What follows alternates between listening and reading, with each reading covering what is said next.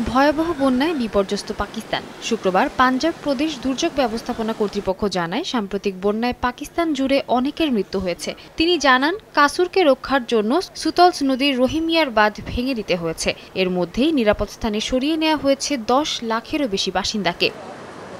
পাকিস্তানি কর্মকর্তারা বলছেন, ভারতের মাধোপুর ব্যারেজ ভেঙে যাওয়া এবং সিন্ধু নদীর পানি বন্টন চুক্তি স্থগিত করার কারণে পানির প্রবাহ নিয়ন্ত্রণ করা যাচ্ছে না। ইসলামাবাদের অভিযোগ, পানি ভাগাভাগির তথ্য না থাকায় পরিস্থিতি ভয়াবহ হয়ে উঠছে। তবে ভারতীয় কর্মকর্তারা বলছেন, ব্যারেজের গেট ভাঙা, দুর্ঘটনা এবং রণজিৎ সাগর বাঁধের মাধ্যমে পানির প্রবাহ কমানোর চেষ্টা করা হচ্ছে।